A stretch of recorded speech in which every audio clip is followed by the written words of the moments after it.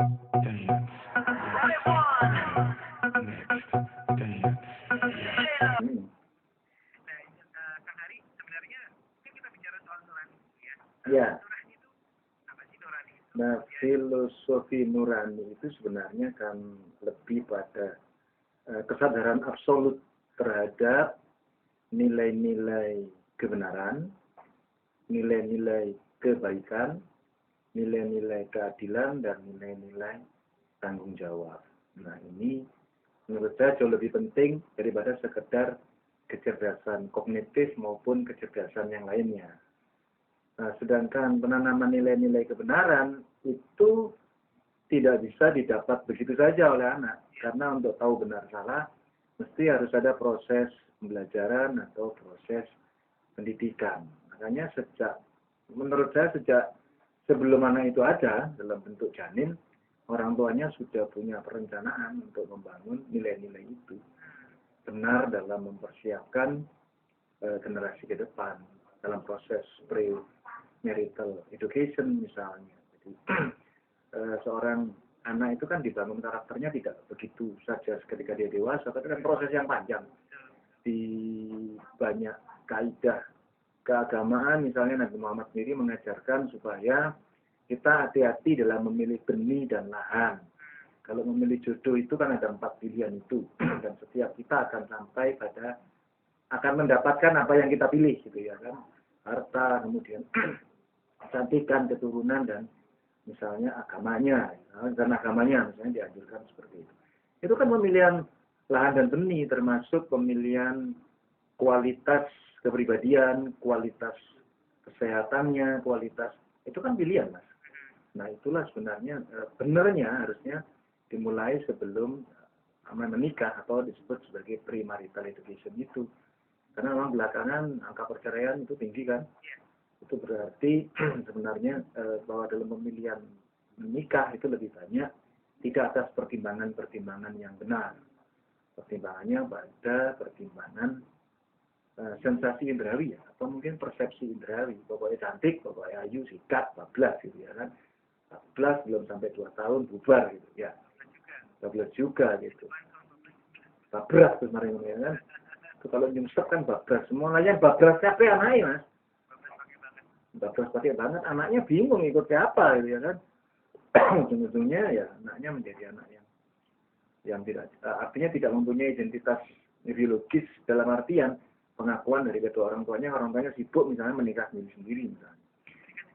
Iya kan, setelah cerai kan dikesari kok anaknya sopo gitu kan ya. Nah, yang kedua itu kemudian prenatal, Mas ya.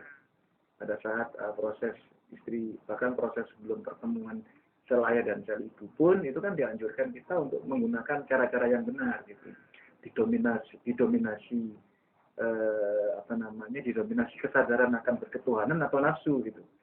Makanya banyak manusia yang kemudian lebih banyak mengutamakan nafsunya karena mungkin boleh jadi proses pembentukannya dulu itu karena proses nafsu yang mendominasi gitu. Sehingga jadilah manusia lebih banyak didominasi nafsunya daripada nilai ketuhanannya. Kan ada doanya, Mas. Yang itu nggak perlu disebutin doanya ya kan. Tapi kalau saya cerita kepada orang-orang, nek leren dongo dhisik kapan iki budal gitu kan ya. Ya, terus setelah kebelet gitu katanya ya kan. Nah, itu proses. Jadi kalau di mungkin zaman kakek nenek kita, zaman para raja-raja dulu kan harus bersuci dulu, harus mandi, dan bukan selesai mandi, tapi sebelumnya malah mandi, harus wangi dan lain sebagainya. Tapi sekarang kan enggak. Ya. Tinju kali ya, atau judo kali ya. Itu namanya pecut di sebelah nih, Mas. Apa Mas tahu di sebelahnya? Bareng kepencet terus digeblak nih. Itu judo. Ketemu itu dibanting gitu kan. Ya, sudah jangan dibawa kemana-mana. Nanti kita kena gitu ya kan. Nah, setelah itu memang ya setelah kelahiran pasca mengandung ya kan, postnatal itu. Bagaimana proses pendidikan anak sejak anak itu mungkin baru lahir ya, diazani, dikomati, dikenalkan nama Tuhan. Tapi kadang-kadang orang itu berhenti sampai diazani dan dikomati. Padahal proses internalisasi nilai, jadi nilai-nilai yang didapat dan dikuatkan dalam dirinya, itu tidak cuma sekali pukul tinggal lari. Tidak hit and run ya katanya dalam tinju itu ya. Ini memang betul-betul proses yang berkesinambungan. Bukan tinju ya? Oh, laka-laka. Tabrak lari.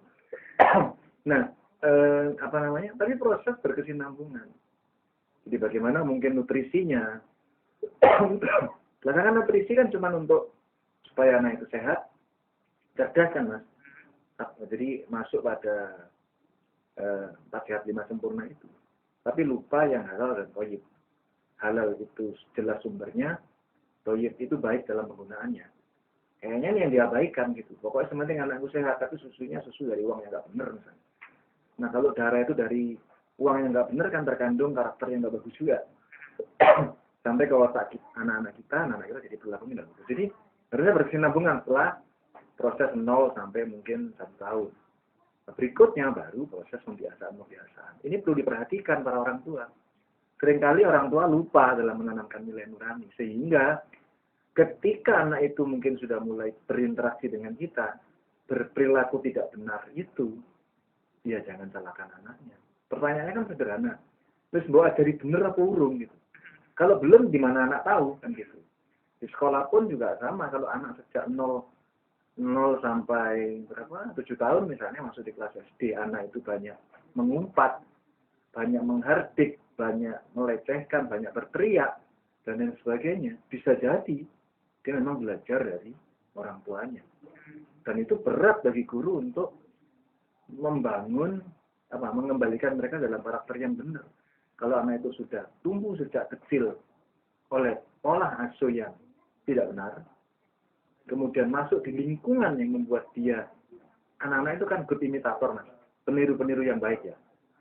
Nah, dengan menirukan apa yang ada di lingkungannya dibawa ke sekolah. Nah, guru masuk dengan pembiasaan baru, sulit.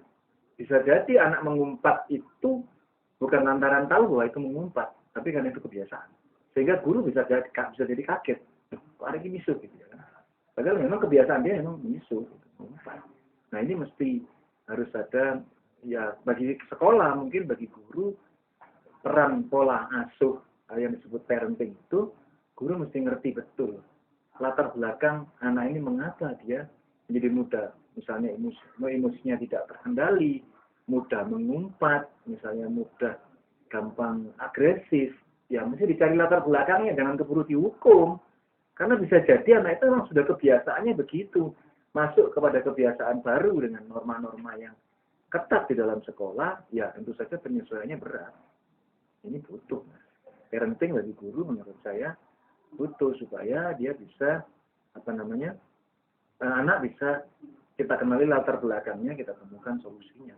Tentunya bekerja sama dengan orang tua itu termasuk membangun etik belajarnya.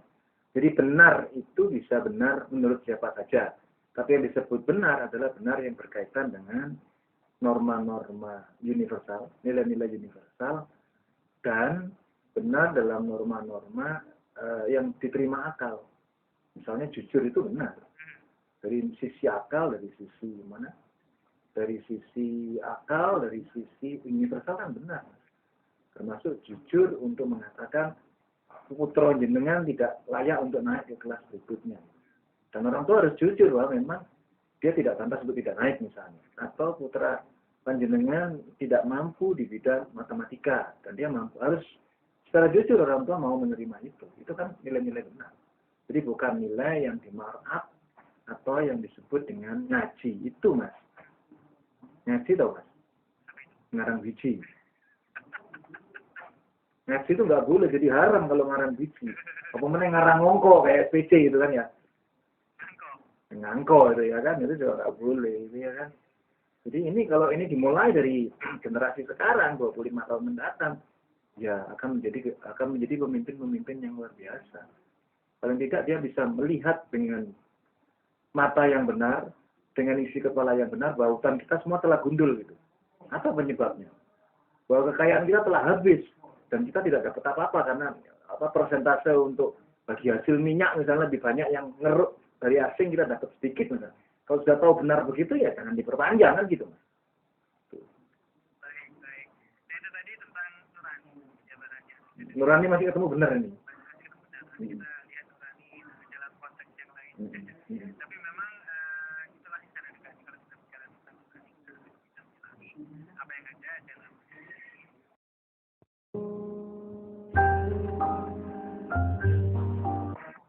Kuasa Pendidikan, persembahan Rapen Streaming, www.com